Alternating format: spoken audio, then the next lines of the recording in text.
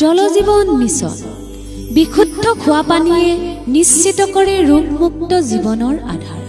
সজাগতাৰ বাবে ঘোষণা পৰিশোধিত বীজাণুমুক্ত খোৱা পানী ব্যৱহাৰ কৰি ৰোগমুক্ত হৈ সুস্থ জীৱন যাপন কৰক। জল জীৱন মিছন ঘৰে ঘৰে টেপ সংযোজনৰ দ্বাৰা নলৰ যোগেদি বিশুদ্ধ খোৱা পানী যোগান আঁচনি। আমাৰ খোৱা পানীৰ উৎসটি বীজাণুমুক্ত তথা খোৱা পানী ৰূপে ব্যৱহাৰৰ উপযোগী হয়নে নহয় তাক নিশ্চিত কৰিবলৈ জনস্বাস্থ্য কাৰিকৰী বিভাগৰ সহায়ত পৰীক্ষা কৰাই লওক।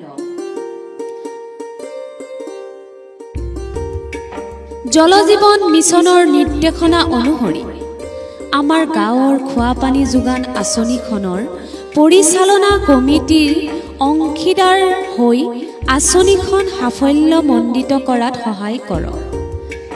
পানী পৰিবাহী নলত চিত্ৰ অথবা পানীৰ অপচয় দেখাৰ লগে লগে আঁচনিখনৰ পৰিচালনা সমিতিৰ সৈতে অনতিপলমে যোগাযোগ কৰি প্ৰয়োজনীয় মেৰামতি অথবা যাৱতীয় ব্যৱস্থা নিশ্চিত কৰাওক।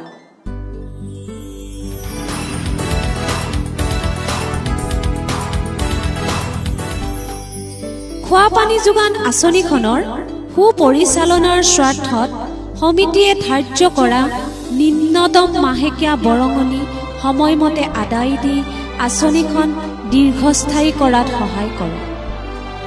ঘৰে ঘৰে সংযোজিত পানীৰ টেপটোৰ তলত নিজস্ব সামৰ্থ্য অনুযায়ী এখন পকী প্লেটফৰ্ম নিজাববীয়াকৈ সাজি লওক।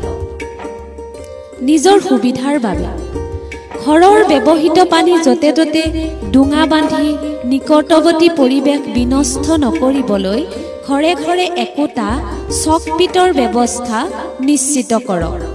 তদুপৰি পানীৰ সুব্যৱহাৰৰ নীতি অৱলম্বন কৰি পানীৰ অপচয় ৰোধ কৰক তথা ভৱিষ্যতৰ প্ৰজন্মলৈ পানী ৰাহি কৰক।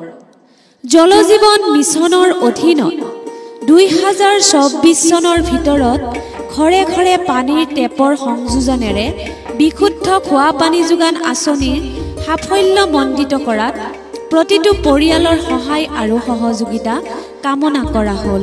ধন্যবাদ।